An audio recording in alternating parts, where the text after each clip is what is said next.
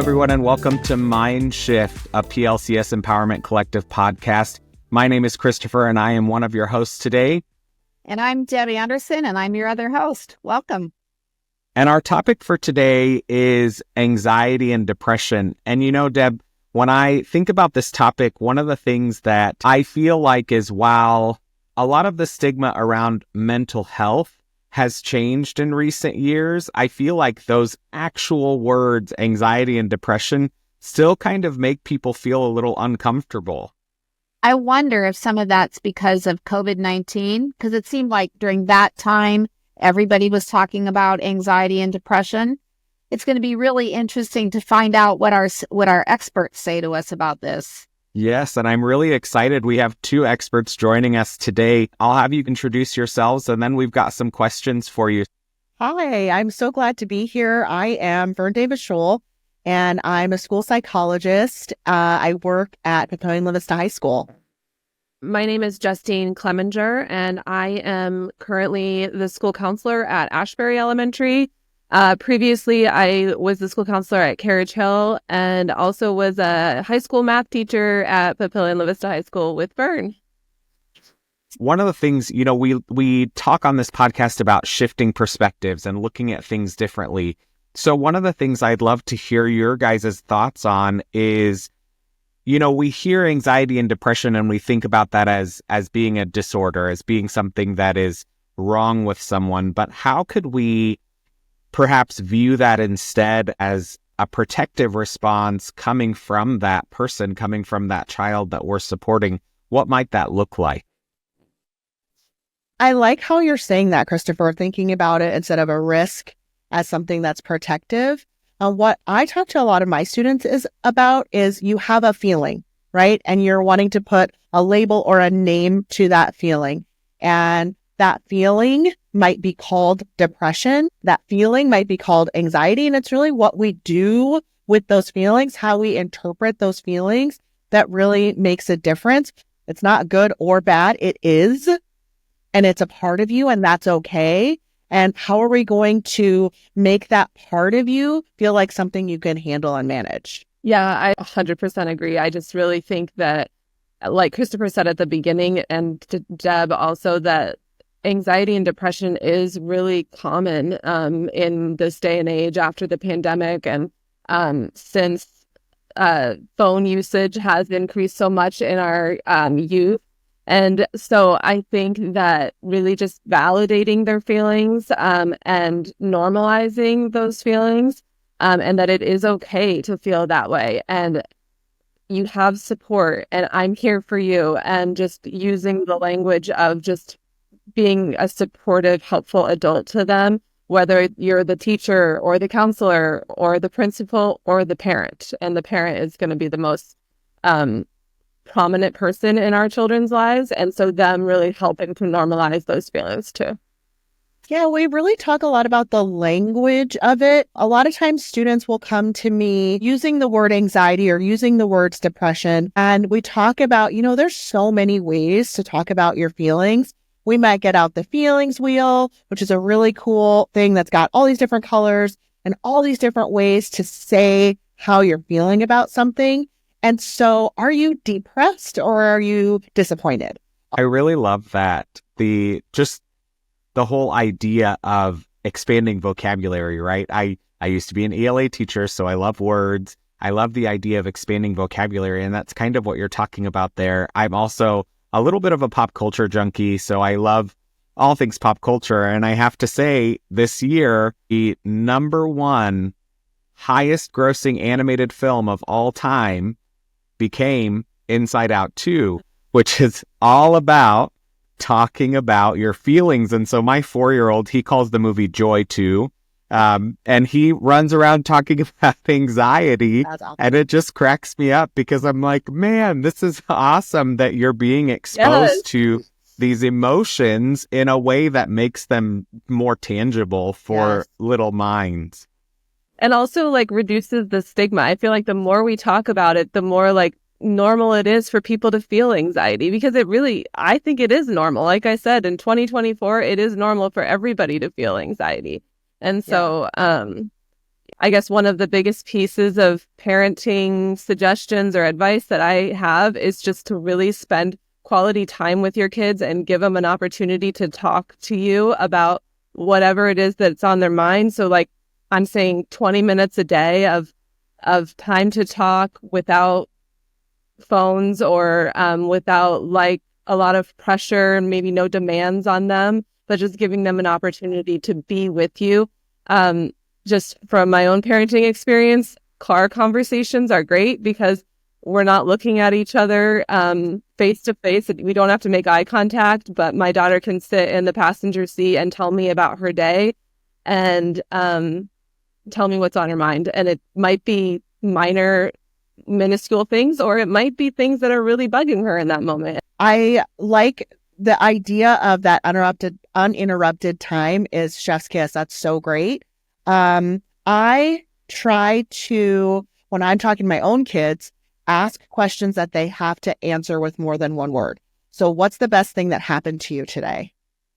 What was something that was funny? Tell me a funny story about today. So I really recommend parents to trust their kid to have a discussion back and forth. And that really does help them to open up and feel good about having discussions about lots of different topics with you. So I want to shift our conversation just a little bit. Actually, it's kind of going back to what we were talking about with anxiety and depression. There was an article written by, it was in The Atlantic a couple of years ago, and it talked about whether kids really are suffering from more anxiety and depression than they had been prior to the pandemic. And the answer was yes. And two of the reasons were social media. So all of the exposure that kids have on social media. And the other thing they said in the article is sometimes parents don't want their kids to go through a hard time. I read that Atlantic article, and I would throw in two other things that I would love for parents to, if not read the book, but maybe look up like articles about Angela Duckworth. She writes about grit, and John Haidt wrote The Anxious Generation. There's more to that title, but The Anxious Generation is all you need. And they talk about, one of the things that I love that John Haidt in particular talks about is how we no longer give our kids play-based opportunities. Most of our kids' opportunities right now to have leisure is on a screen, whether they're watching a show or they're playing on their phone or they're looking at social media. So I'm looking at screens and social media in terms of it is taking away some of the problem solving, some of the imagination, some of those skills that, I don't know about you all, but I went outside to play and I was told, come home before the streetlights come on or by the time the streetlights come on. My parents had no idea where I was and I had to navigate, right? If I went to a friend's house, I had to know how to get back. I had to know my streets. I had to know phone numbers. I had to know a lot of different things. Yeah, I've read that book too, The Anxious Generation. I actually just finished it. And really just eye-opening for me. And I think it would be for any parent that wants to pick it up. But it talks about how our kids are, they're, like she said, screen-based or phone-based now rather than play-based. And we put a lot more safety precautions on allowing kids to play outside and who they can play with and if there's adult supervision and so on. And that we put a lot of safety measures in place for their outside real life situations. But then we have allowed kids to have screens without a lot of safety and without a lot of parental controls. And so your kid might be physically safe because they're in the room next to you, but are they safe online? Are they viewing things that are appropriate for their age? And we need to also consider the safety of the screens and how much time and what content we are allowing our kids to view. And I'm guilty of it too. Hey, go watch your iPad, like I need to cook dinner. And it's like, but then like, what are you watching on that? So it is something that we just need to start thinking about maybe a little more. Some things to plug into the conversation here. One, Deb referenced an article. You guys referenced some books.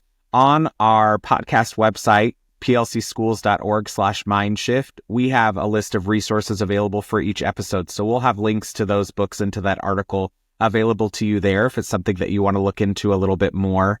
You guys have talked about building skills like grit, or we often hear about helping kids and students build resilience.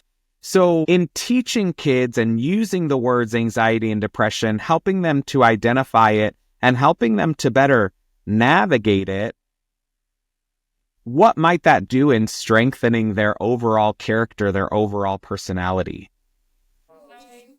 Well, yeah, that's such a great question. When I think about resilience, I recently kind of reframed how I've been explaining resilience to kids. It's not so much, we've all seen that you get knocked down 10 times and get back up 11 or whatever the saying is. Resilience is not only getting back up, but it is also allowing people to help you get back up. I love the term resilience to mean what are the things I can do, the tools I can use, the people that I can ask for help, and then use that help. Another thing that I thought of when you were talking about building resilience is in my office, we practice our coping skills in like a preventative way and in a way that it's not like we're already in the moment and, now we have to take deep breaths. We already know what taking deep breaths feels like because we've practiced it preventatively. And I know sometimes the kids might feel a little bit uncomfortable about that at first, but I do really believe in that like rote muscle memory of like, if you know what it feels like because you've done it before, then you're more apt to apply it when you really need it. So Justine, how could a parent practice those coping skills with their kids? Could you give us an example? Well, maybe when you're having those 20-minute conversations of uninterrupted time, if it gets brought up. Another thing is like before bed, if we're talking about the day and something that happened at recess, my daughter will bring up once in a while. I'll be like, okay, well, tomorrow, what if he says that to you again tomorrow? What are you going to do? And we just talk through like the scenarios and how she can react or what her actions will be. And if someone says something mean to you, you can walk away. You can take a deep breath. You can tell her to stop. Like we talk through just different problem solving ways. And even though it's not in the moment, I do think that helps. So we are coming close to the end of our time together, and I want to think forward for a minute just to wrap things up. So thinking into the future, what gives you all as professionals in the field, what gives you hope about how our collective understanding of children's mental health is evolving? What gives me hope is the fact that we're talking about it at all. Yeah. Same. The fact that, as you all have discussed, it's much more prevalent in our conversations these days. It's okay to talk about your feelings. It's okay to say you need help. You maybe go to therapy. You talk to your counselor. You talk to your school psychologist. Those things are becoming normalized. And that really gives me a lot of hope. What about you, Justine? Yeah, I just want to I agree with Vern 100%. I think that would have been my same answer. But I just want to continue this perpetual route we're going. I'm hoping that we can just keep building on it because I want parents to feel like they can reach out to us for help if their child is facing mental health issues or anxiety, depression, whatever it is. And I know that stigma has been and continues to be a hurdle that we see when talking about this or when dealing with this in our children. And so I just want parents to feel more and more comfortable to reach out to us about mental health in general. Well, Vern, Justine, thank you so much for being our guests today. We had an incredible conversation. Once again, we do have resources associated with this episode available on our website, plcschools.org/mindshift. And we'll see you next month for our next topic.